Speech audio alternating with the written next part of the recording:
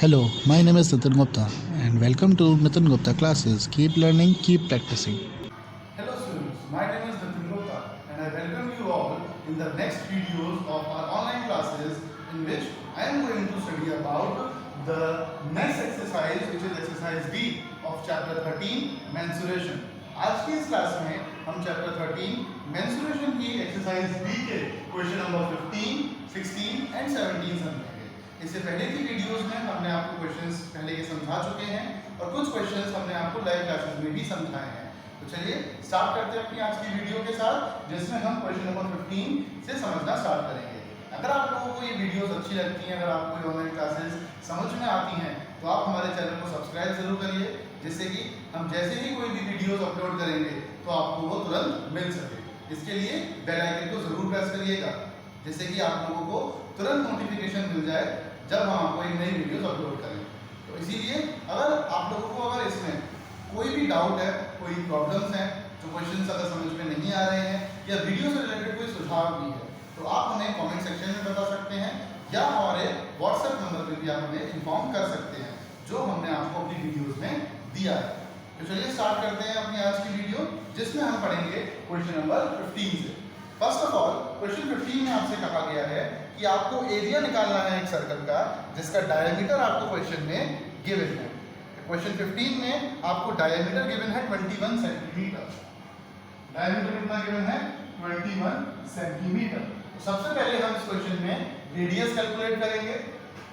Radius calculate करने के लिए हम डायमीटर को 2 से डिवाइड कर देते हैं। रेडियस निकालने के लिए डायमीटर को 2 से डिवाइड कर देते हैं। चलिए डिवाइड करके कितना आएगा? सॉल्व करके आ जाएगा ये 10.5 सेंटीमीटर। अब हमें क्या करना है? अब हमें इसमें एरिया कैलकुलेट करना है।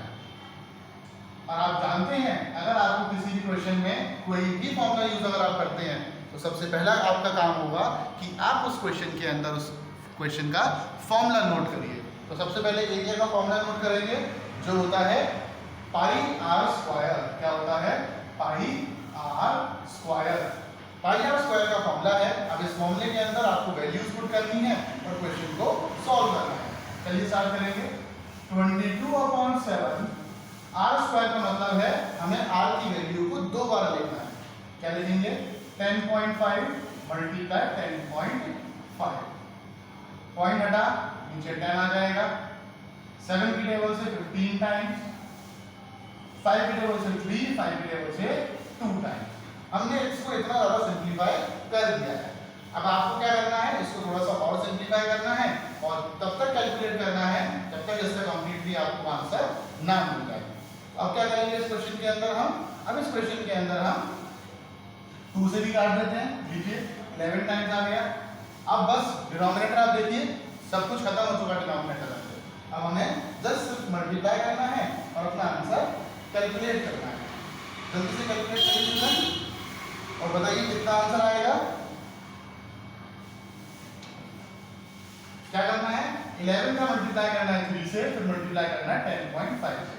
हम कर देते हैं थोड़ा सा 33 मल्टीप्लाई बाय 10.5। बस करिए जल्दी से मल्टीप्लाई।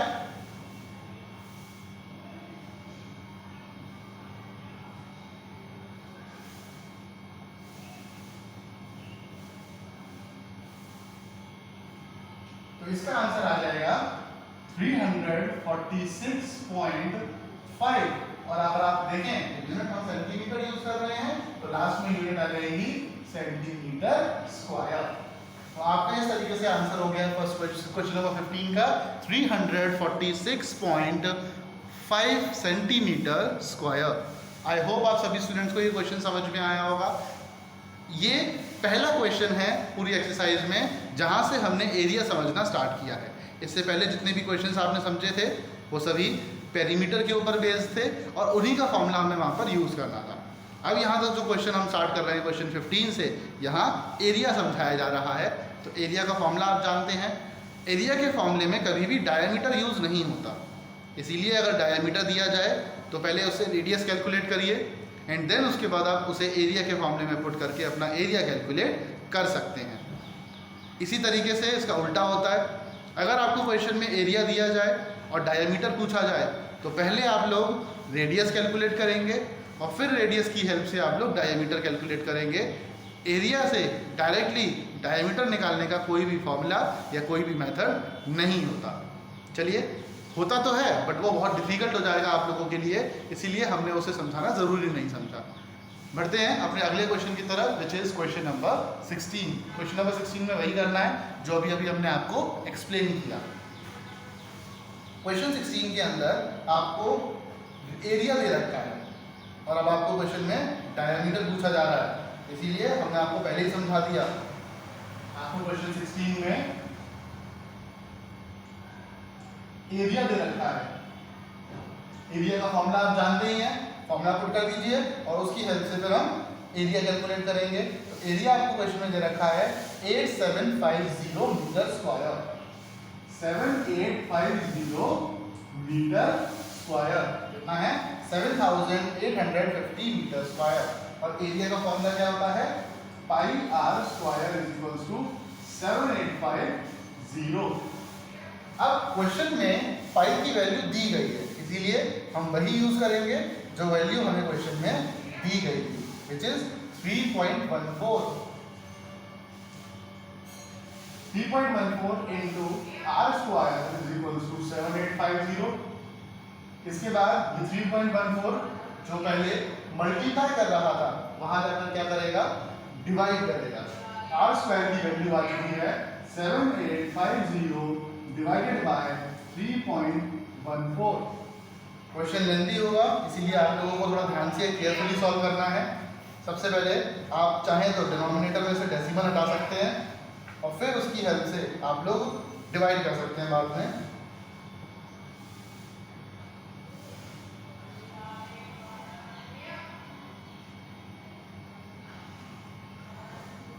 चलिए डिवाइड करना स्टार्ट करेंगे। सबसे पहले हमने क्या किया?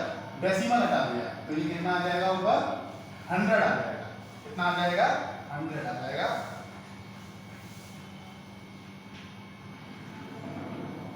अब इसको सॉल्व करेंगे। हम जानते हैं कि 314 की टेबल में ये नंबर पूरा 25 टाइम्स आता है। कितने टाइम्स आता है? 25 टाइम्स। थोड़ा छोटा लिखा है हमने, शायद आपको नजर ना आए, इसीलिए हम एक बार रब करके दोबारा से लिख देते हैं। 314 की टेबल में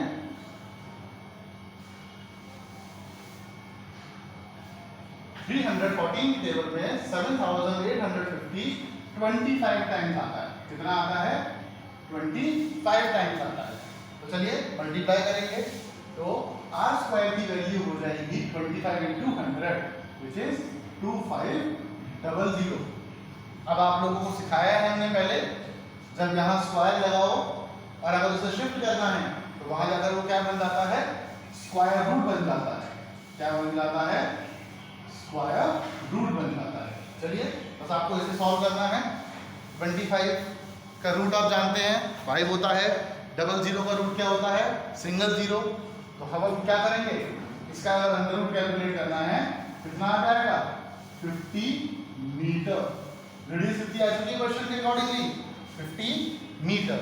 बट क्वेश्चन में आपसे रेडियस नहीं पूछी गई थी। क्वेश्चन में आपसे इस सर्कल की डायमीटर पूछी गई है, तो इसीलिए अब हम क्या करेंगे? इसकी हेल्प से डायमीटर कैलकुलेट करेंगे। चलिए स्टार्ट करते हैं, डायमीटर कैलकुलेट करेंगे।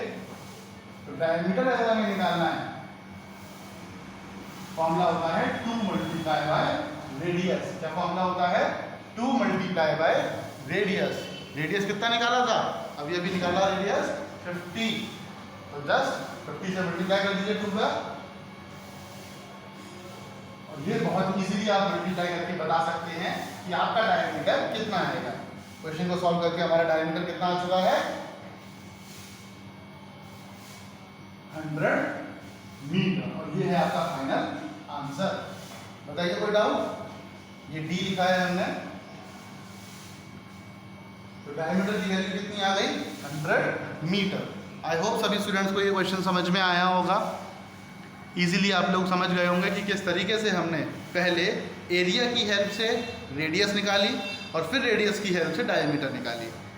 हमेशा ध्यान रखिएगा, जब एक तरफ स्क्वायर हो तो उसको जब दूसरी तरफ शिफ्ट करते हैं तो वो वहाँ जाके स्क्वायर रूट फॉर्म करता है।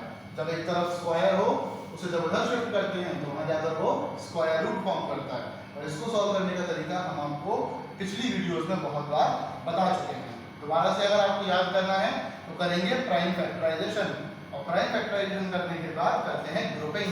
क्या करते हैं? ग्रुपिंग करते हैं। ग्रुपिंग करके पेयर बनाकर जो नंबर मिलता है वही उसका आंसर हो जाता है। हमने कैसे किया? ध्यान से देखिए। 25 का रूट 5, 00 का रूट सिंगल 0। इस तरीके से आर की वैल्यू डायरेक्ट निकाली हमने, वो आ गई 50 मीटर। और डायमीटर निकालने के लिए 50 को 2 से मल्टीप्लाई करा दिया तो डायमीटर आ गया सर्कल का 100 मीटर। तो चलिए स्टूडेंट्स आज की वीडियो के लास्ट क्वेश्चन की तरफ बढ़ते हैं, which is question number 17।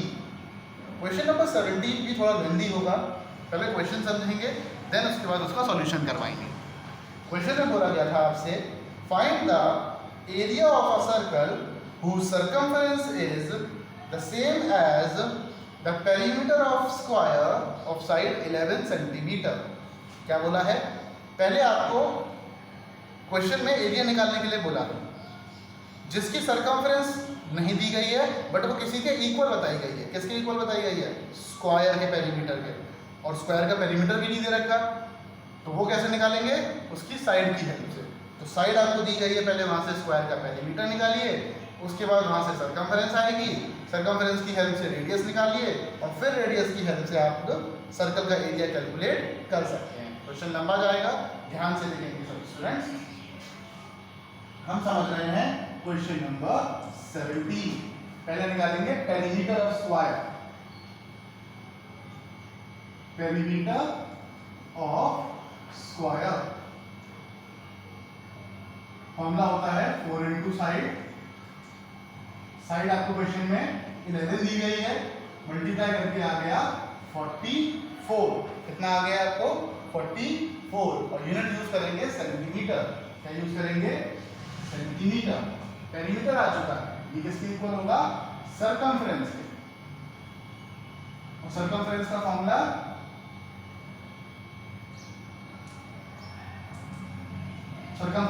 Use करेंगे यहाँ पे स्टूडेंट्स, जो होता है 2 पाई r इज इक्वल्स टू 44। तो क्वेश्चन में आपको पहले साइड दी गई थी, हमने उस साइड की हेल्प से पेरीमीटर निकाला स्क्वायर का, देन जो पेरीमीटर निकल कर आया उसे हमने इक्वल रख दिया सरकमफ्रेंस के। यहां से r की वैल्यू कैलकुलेट करने की कोशिश करते हैं। कैसे करेंगे? सॉल्व करने के लिए 2 into 22/7 into r is equals to 44। 7 जो डिवाइड कर रहे हैं वहां जाके मल्टीप्लाई करेगा, 2 और 22 जो मल्टीप्लाई कर रहे हैं वहां जाके डिवाइड करेंगे। मतलब हम लिख सकते हैं r is equals to 44 into 7 upon 2 into 22। बताइए यहां तक आप सभी को समझ में आ गया होगा। अब इसको करेंगे सिंप्लीफाई। क्या करेंगे? सिंप्लीफाई करेंगे। 22 की टेबल से 2 टाइम और 2 से 2 कट गया। R कितना आ गया स्टूडेंट्स आपके लिए? 7 सेंटीमीटर। रेडियस कितनी आ चुकी है आपके लिए? 7 सेंटीमीटर। अब हम कैलकुलेट करेंगे यहाँ पर डायरेक्टली एरिया। अब आप एरिया का फॉर्मूला तो जानते ही हैं। एरिया का फॉर्मूला होता है पाई आर स्क्वायर।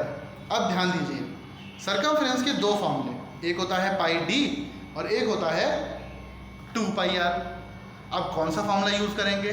अगर आप पाई डी इस्तेमाल करते हैं तो वहां से पहले डायमीटर निकलता और फिर डायमीटर की हेल्प से आपको रेडियस निकालनी पड़ती, वो एक लंबा प्रोसेस हो जाता। आपको क्वेश्चन को सॉल्व करने के लिए रेडियस की ज़रूरत है, इसीलिए हमने सरकमफ्रेंस का फॉर्मूला पाई डी यूज़ नहीं करा। क्या यूज़ करा? 2 पाई आर यूज़ किया। तो चलिए ध्यान दीजिएगा, हमने 2 पाई आर यूज़ करा, 44 के इक्वल रखा, सॉल्व किया, रेडियस की वैल्यू आ चुकी है 7 सेंटीमीटर। अब हम निकालेंगे एरिया। एरिया का फॉर्मूला होता है पाई आर स्क्वायर। पाई की वैल्यू क्वेश्चन में गिवन नहीं है, और अगर गिवन नहीं है तो आप जानते हैं आपको जो फॉर्मूला जो यूज करना है वो है 22/7।